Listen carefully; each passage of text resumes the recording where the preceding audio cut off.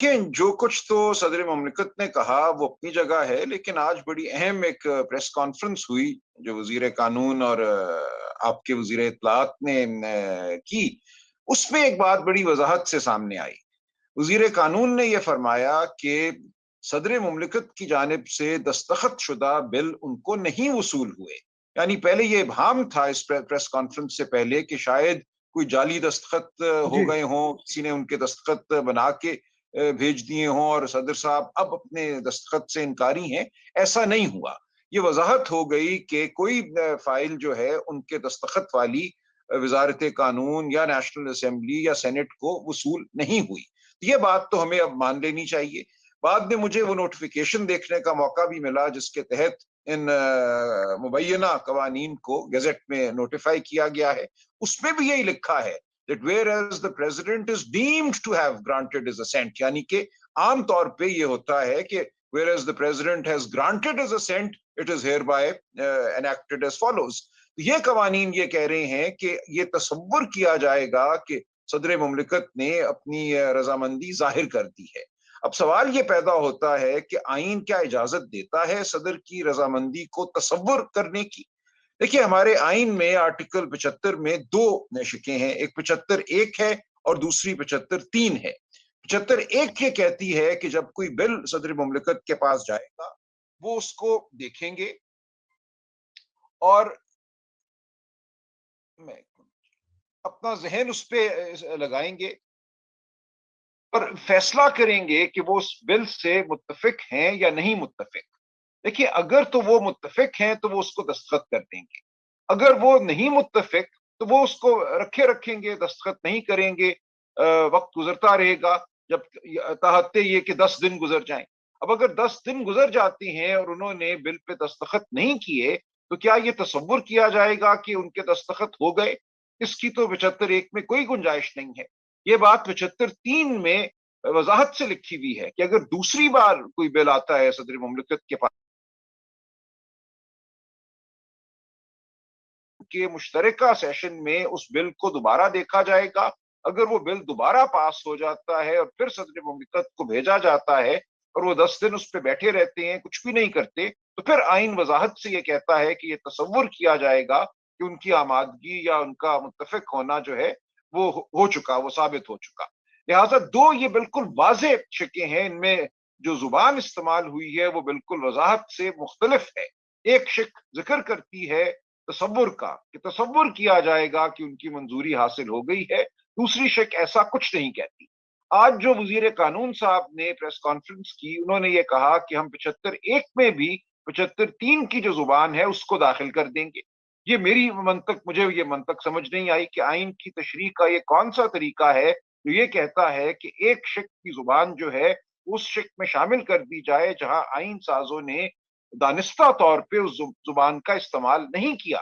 अब 75(1) में अगर सदर साइन भी नहीं करता और एक लम्हे के लिए मान लीजिए कि फाइल वापस भी नहीं जाती उनके एतराजात के साथ, कुछ भी नहीं होता और 10 दिन गुजर जाती हैं, अब सवाल ये पैदा होगा कि क्या उनकी रजामंदी को हम तसव्वुर करें या ये तसव्वुर करें कि उन्होंने उनकी रजामंदी नहीं आई, ये बिल उनकी जानिब से रिजेक्टेड है, इसकी इसकी हिमायत वो नहीं करते और लिहाजा अब पार्लियामान को दोबारा से इस बिल पे नजरसानी करनी है। मेरी नजर में जो दूसरा रास्ता है वही वाहिद रास्ता है जो आइन से मुताबिकत रखता है, अगरचे आइन की जुबान में कुछ खला है। बेहतर होता कि यह बात वजाहत से लिखती गई होती, लेकिन चूंकि रजामंदी का इजहार नहीं हुआ, रजामंदी का इजहार एक पॉजिटिव एक्ट है, यानी कि एक वाजे अमल है। रजामंदी के इजहार को तसव्वुर नहीं किया जा सकता। अब जब रजामंदी नहीं हुई तो पार्लियामान के पास मौका है कि उस बिल को दोबारा देखे, उसको पास करे। उसके बाद सदर पाबंद हैं कि 10 दिन में अगर वो अपनी रजामंदी नहीं देते तो आइन कहता है कि उनकी रजामंदी को तसव्वुर कर लिया जाएगा।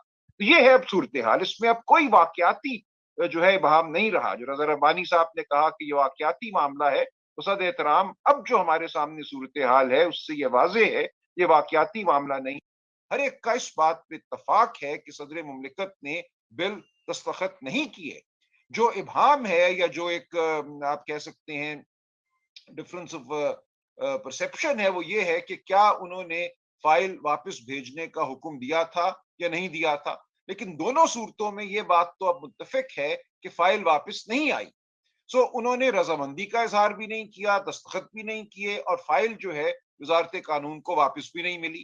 اب اس صورت میں یہ خالصتاً ایک قانونی معاملہ ہے کہ کیا یہ تصور کیا جائے گا کہ یہ بل منظور ہو گئے, یا یہ تصور کیا جائے گا کہ یہ بل منظور نہیں ہوئے, رد ہو گئے, اور پارلیمنٹ کو اب انہیں دوبارہ دیکھنا ہے, اور اگر دوبارہ پاس کیا جاتا ہے تو صدر کے پاس بھیجا جائے گا.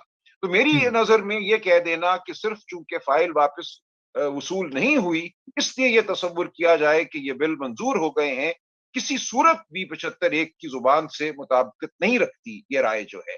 تو میری نظر میں تو یہ بل بالکل پاس نہیں ہوئے, کیونکہ یہ بات اب واضح ہے کہ کوئی دستخط ان بلوں پہ نہیں کیے گئے.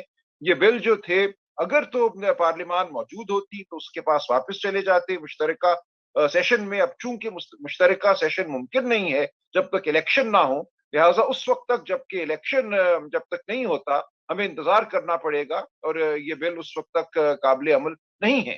اگر ان کو نوٹیفائی کیا گیا ہے, گزٹ میں شامل کیا گیا ہے, تو یہ غلط ہے. کوئی بھی عدالت جو ہے اب یہ حکم دے سکتی ہے کہ ان کو گزٹ سے خارج کیا جائے, کیونکہ صدر کی منظوری کے بغیر کوئی بل قانون نہیں بنتا. جی سلمان تھینک یو. یہ میں فوزیہ کو بھی شامل گفتگو کروں گا کیونکہ ان کے بھی سوالات ہیں, لیکن بقول شاعر میں نے روکا بھی نہیں اور وہ ٹھہرا بھی نہیں. تو یہ ان فائلوں کا تو کچھ ایسا ہی معاملہ ہو گیا کہ دستخط ہوئے بھی نہیں, واپس بھی نہیں بھیجے. بہرحال فوزیہ یو گو ہیڈ, اور پھر میں سلمان سے ایک دو اور نقطے ہیں جو میں چاہتا ہوں کہ وہ ذرا کلیریفائی کریں. جی فوزیہ. بالکل تھینک یو سلمان. میرا بھی کوشچن تھوڑا سا میں چوکائی صاحب کی بات کو آگے بڑھاتے ہوئے کہ ایک تو تھوڑا آپ ویورز کے لیے یہ بھی ایکسپلین کیجئے کہ جب آئین میں شیل کا لفظ آتا ہے تو اس کی what is the binding nature. As a لے پرسن ہمیں یہی لگتا ہے کہ جب آئین شیل کا لفظ استعمال کرتا ہے تو وہ بائنڈنگ ہو جاتی ہے. نمبر ایک, آپ نے اس بات کا ذکر بھی کیا کہ پریسر میں کہا گیا وچ از کریکٹ, میں بھی وہ دیکھ رہی تھی کہ دستخط شدہ فائل واپس نہیں ملی. بالکل ٹھیک, واپس نہیں ملی تو پھر پریزیڈنٹ صاحب کو, چونکہ ہم تصور کی بات کر رہے ہیں, تو انہوں نے تصور یہ کیسے کیا کہ بل افیکچویٹ ہو گیا, اور انہوں نے اس چیز کی معافی مانگ لی کہ اس بل کے افیکچویٹ ہونے سے جو لوگ متاثر ہوں گے میں ان سے اور اللہ سے معافی چاہتا ہوں, کیونکہ یہ ان کی ٹویٹ کے بعد گیزٹ میں آیا. تیسری چیز میں یہ بھی اس پر بھی تھوڑی سی آپ روشنی ڈالیے کہ یہ بھی جو قانون کی جو اس طرح کی بل پہ آنے اور جانے کی پریکٹس ہے, اگر دوسری دفعہ بھی جائے اور پریزیڈنٹ صاحب نہ بھی دستخط کریں تو وہ 10 دن کا پیریڈ گزرنے کے بعد وہ نافذ العمل ہو جاتا ہے, کیونکہ this is the process that constitution want. اور تھوڑا ڈیم ٹو اسینٹ, اس کو بھی تھوڑا سا آپ اور واضح کیجئے کہ کیا ڈیم ٹو اسینٹ وہ 10 دن ہے جس کو 75(1) کہہ رہا ہے, اور اگر آپ 75(4) جہاں پر اور ابہام ہے تھوڑا اس کے اوپر بھی بات کریں تو زیادہ اور ہمیں کلیرٹی مل جائے گی. سلمان شاید نکل گئے, سلمان کی آپ کے بتی سوالات جو ہے. اب میں اس کے اوپر جب تک اچھا میں آپ خود ہی بتا دو نا, آپ خود ہی بتا دو. آپ بتائیں فوزیہ. سلمان آزاد.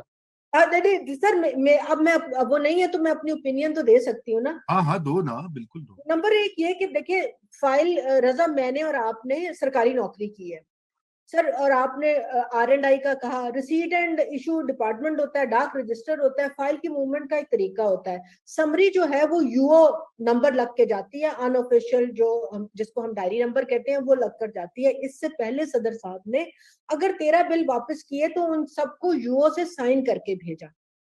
تو اور اگر صدر صاحب وربل آرڈر بھی دیں اپنے پی ایس کو, جو مائنڈ یو گریڈ 22 کا ایک افسر ہے, اس کے پیچھے 30-35 سال کی نوکری ہے کم سے کم, اور اسے کہیں کہ جی آپ یہ کہہ دیں یا کر دیں, تو نمبر 1 وہ سرکاری افسر is also bound کہ وہ اس کو ریکارڈ کرے کہ I have been given ABC verbal order